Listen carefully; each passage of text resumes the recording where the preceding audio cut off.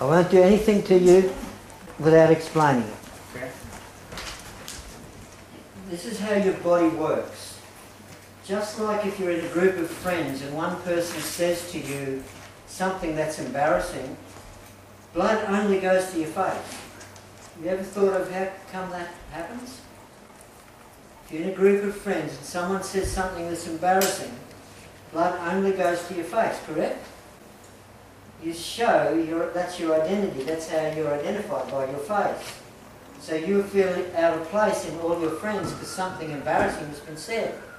So the thought with emotion sends blood to just your face. It's the same with negative things. If you have an impatience, continual impatience inside you, if you have a hatred inside you, if you're stressed out in your career and you don't do something about it, so every day you take that stress home with you for years, that stops blood going from a certain part of your body that matches with that type of stress.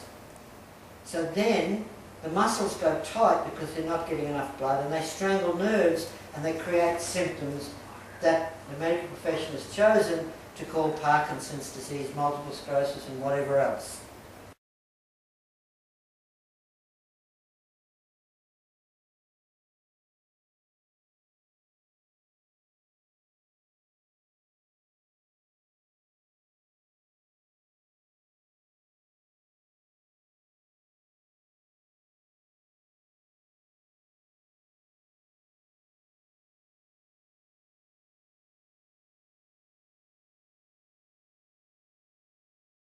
So what your problems begin with is constant stress that you take home with yourself from your career, or you take to work from a relationship.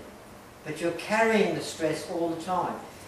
The shoulder, left shoulder up and maybe a hump after a long time, that's stress that you're carrying around.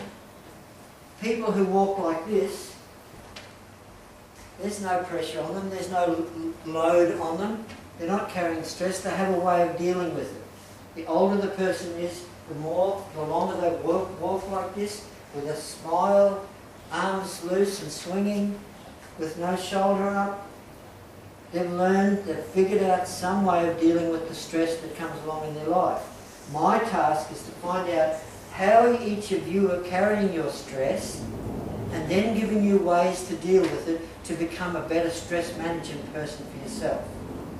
Because Parkinson's disease, multiple sclerosis and all other autoimmune disorders are just a response to stress. An advanced response, yes, but they're just a response to stress. A bad posture in career for many years adds to it. Bad habits in your diet help. A lot of alcohol, a lot of smoking, that contributes. But no one symptom that you are experiencing can be caused by one defect in your mind or body. Every symptom of an autoimmune disorder is caused by a vast number of things as a general rule.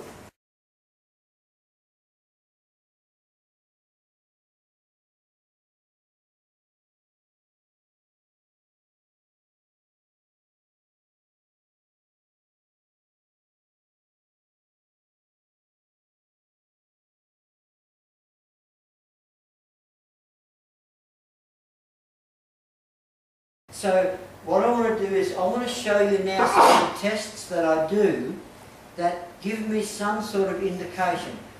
This tells me your heart rate, and it tells me how much oxygen you have in your system. Those two readings on their own can tell me a lot about you.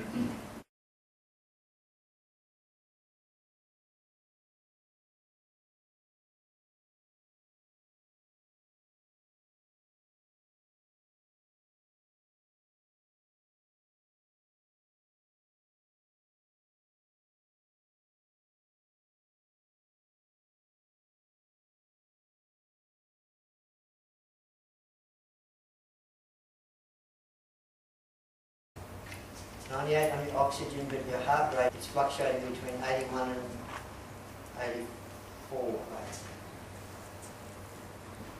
But I've seen in your x-rays what your problems are caused by.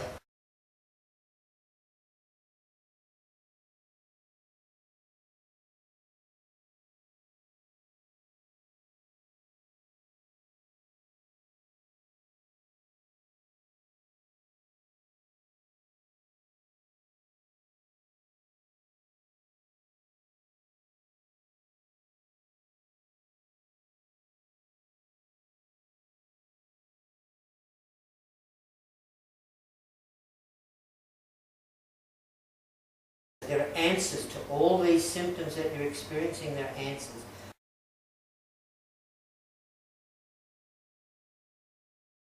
(96) and 82.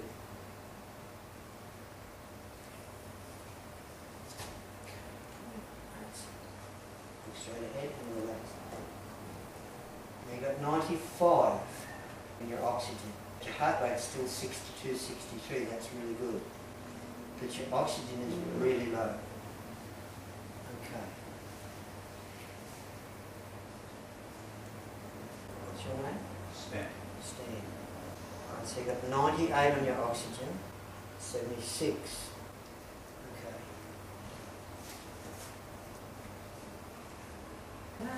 98 and 80 on your heart rate. You have tremors? You do on that arm. So your oxygen's 96, your heart rate's 79, it's 80, not 79, so it's fluctuating. See if you can bring that reading down. Relax. Let all the tension drop out of your body. Relax your face, relax your shoulders. Don't overload your heart. There you go. Look at that. Look at that. 75, we went down to 73. Relax, relax, relax.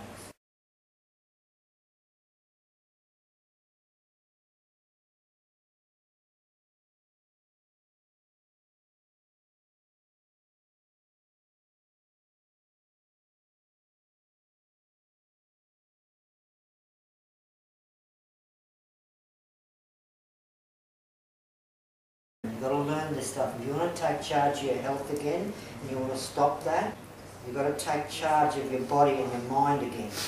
You've got to create your own health. You return to health. Medicine won't do it. Herbs won't do it. Vitamins won't do it. And diet won't do it.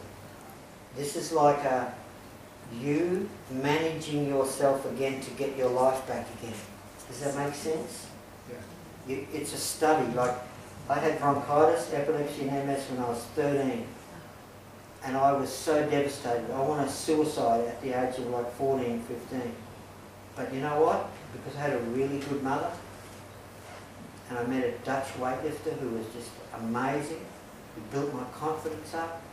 He helped me get my strength of character back again. He helped me believe in myself after my alcoholic dad ruined my confidence. And I started to realise that I got a choice. I can follow my dad, or I can follow this Dutch weightlifter who's boosting me all the time I see him. You know? And I did that. And I overcame everything. And they said I would never be able to overcome all that stuff. I overcame it all, and then I went one step further. I became one of the strongest weightlifters in Australia. You know, you can do that. You can do all that stuff. You don't have to become the strongest weightlifter around, but you can get your health back. You have to do it. I can't do it. I can be the leader for you, that's all. Okay, now what I'm going to do now is I'm going to go behind you, and I'm going to press on 3 nerves on each shoulder. It's at the top of each shoulder, and when they're blocked, they're sore when I press them. And that suppresses blood flow and nerve activity below your rib cage. So any symptoms that you've got in your body can be affected by this, but particularly below your rib cage. So that one sore? Yeah. So the first one, you've got a lump there. Man. The second one, how's that? Yeah, it's kind of sore over there. The second one is sore. You remember that when I'm massaging it. Okay. That's really tight there. Is that sore? A little. That one? No. You've got a lot of tightness just behind that nerve junction there. Look at the tremors, having tremors in your left arm. You're not doing bad. That's sore? Yeah. And that one? A little bit, yeah. And that one. That's interesting, so I guess so. Yeah, it shouldn't hurt. You should be able to do that without hurting. And that one? That's really tight, that one, wow.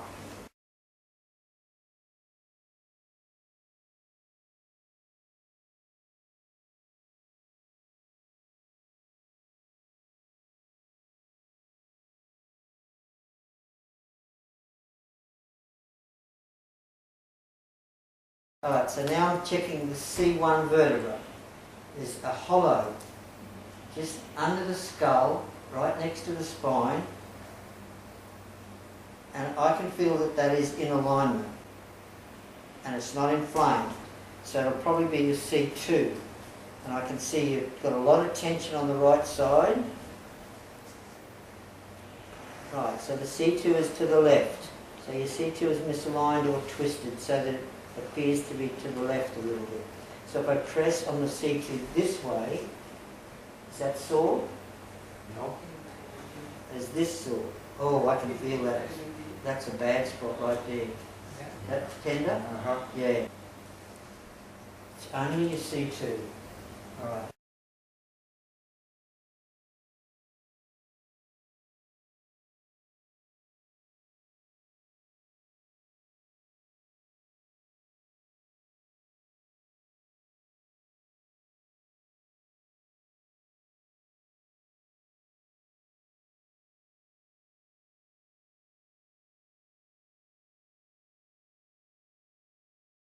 And I'm going to press in the hollows. Okay, so it's very easy to see.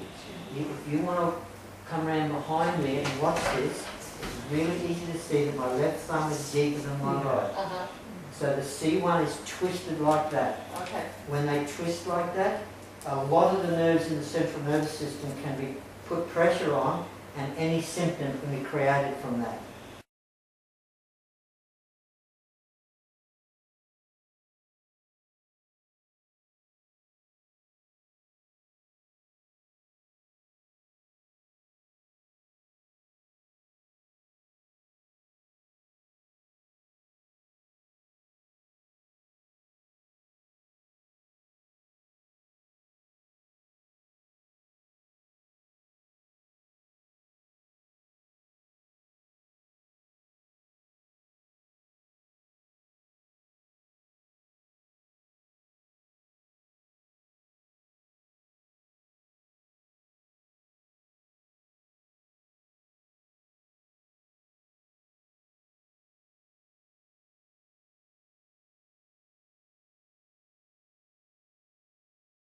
But I'm not happy with that reading.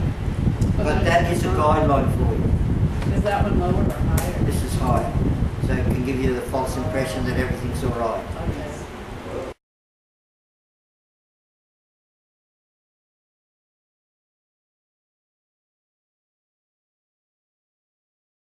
You've got 98 on the right, even though the right is the side where the hump is.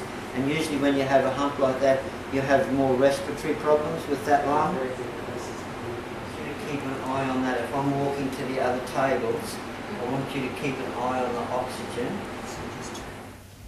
So you see that pattern? All right, you haven't done this. Ooh, this side's really inflamed. Feel the difference there. Oh, yeah.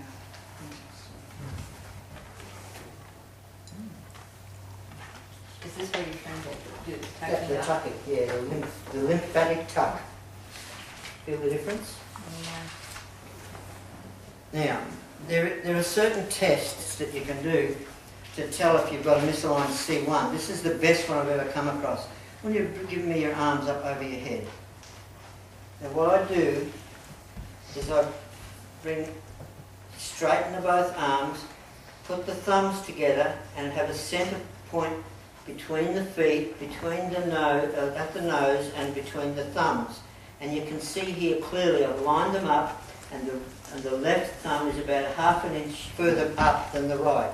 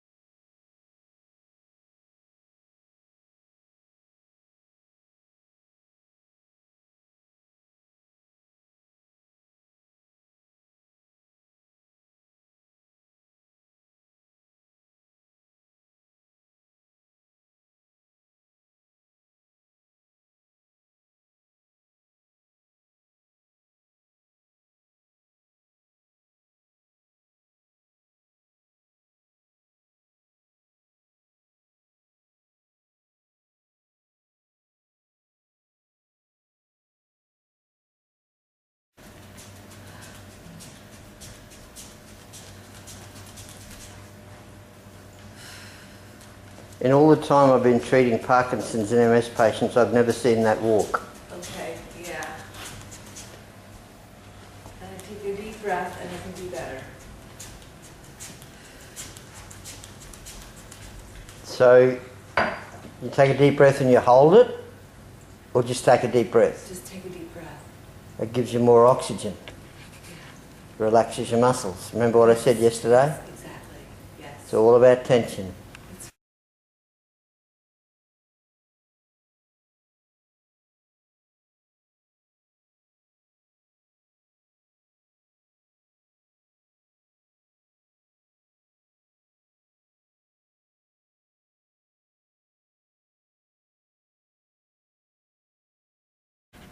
Okay, so I can hear Nancy coming out of her bedroom now to the kitchen for the first time this morning, and she's not shuffling. You're not, good morning. Good morning. You're not shuffling. No, I'm not shuffling. How long has it been since you... Yes, yes, yes. That is so good. Yes, it's amazing. Yeah.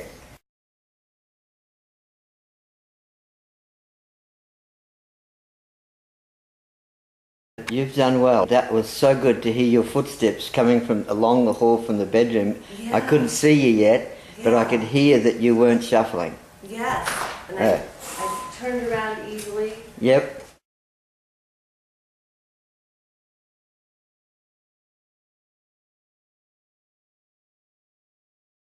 Swag. He doesn't have a chest. Will he sit on command All right, or not? all right.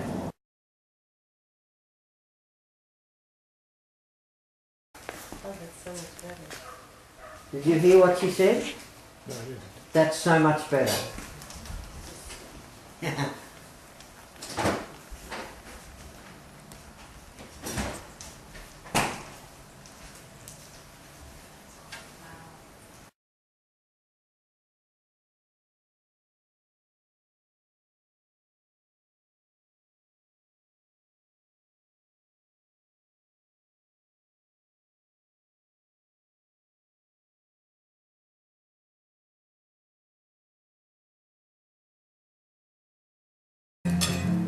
You I love shrimp, so thank you.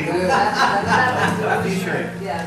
And it's been such a wonderful 7 days. I love you guys. I think that this has been such a amazing time for me. Enjoying my work, because I love doing my work. Well, I think it's been a great week. I've really enjoyed working with you, and I've really enjoyed working with all of you. And would you recommend this program to other people? Definitely. Definitely. Okay. All right. Well, thank you. Right? Thank you. Yeah, thank you. And thank you, Tim, for that wonderful drive to the falls. Oh, absolutely, my pleasure.